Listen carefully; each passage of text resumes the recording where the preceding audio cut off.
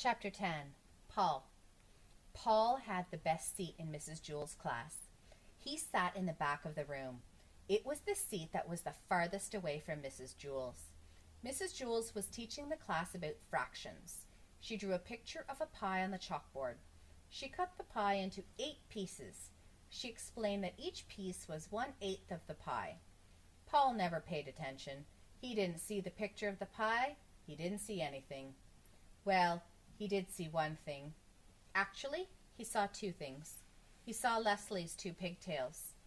Leslie sat in front of Paul. She had 2 long brown pigtails that reached all the way down to her waist. Paul saw those pigtails, and a terrible urge came over him. He wanted to pull a pigtail. He wanted to wrap his fist around it, feel the hair between his fingers, and just yank. He thought it would also be fun to tie the pigtails together, or better yet, tie them to her chair. But most of all, he just wanted to pull one. Slowly he reached for the one on the right. "No, what am I doing?" he thought. "I'll only get in trouble." Paul had it made. He sat in the back of the room. He paid no attention to anyone, and nobody paid any attention to him. And if he pulled a pigtail, it would be all over. Leslie would tell on him, and he'd become the center of attention. He sighed and slowly withdrew his arm. But Paul couldn't ignore those pigtails. There they were, dangling right in front of him, just begging to be pulled. He could close his eyes, but he couldn't make the pigtails disappear. He could still smell them and hear them. He could almost taste them.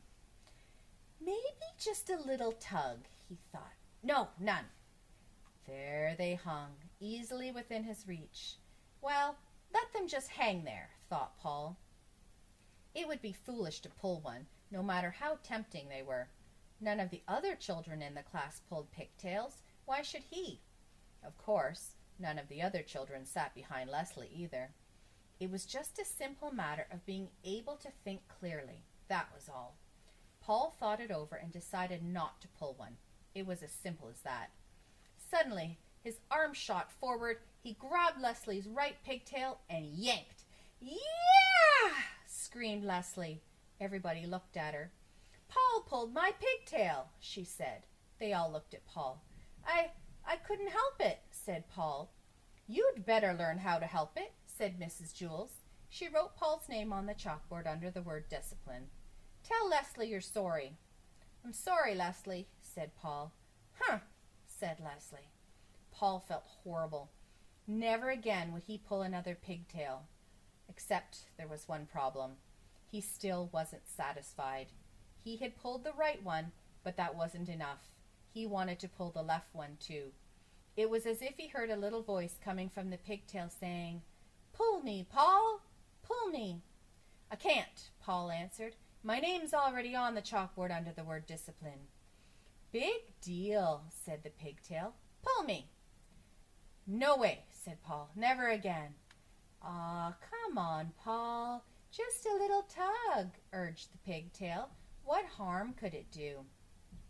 "Lots of harm," said Paul. "Leslie will scream and I'll get in trouble again." "Well, that's not fair," whined the pigtail. "You pulled the right one. Now it's my turn." "I know, but I can't," said Paul. "Sure you can," said the pigtail. "Just grab me and yank."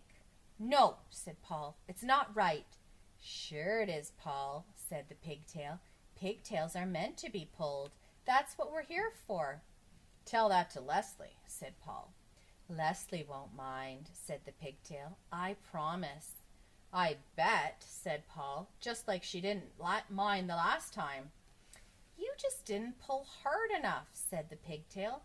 "Leslie likes us pulled really hard." "Really?" asked Paul. "Cross my heart," said the pigtail.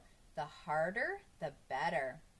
"Okay," said Paul, "but if you're lying—" "I promise," said the pigtail. Paul grabbed the left pigtail. It felt good in his hand. He pulled as hard as he could. "Yeah!" screamed Leslie. Mrs. Jewells asked, "Paul, did you pull Leslie's pigtail again?" "No," said Paul. "I pulled the other one." All the children laughed. "Are you trying to be funny?" asked Mrs. Jewls.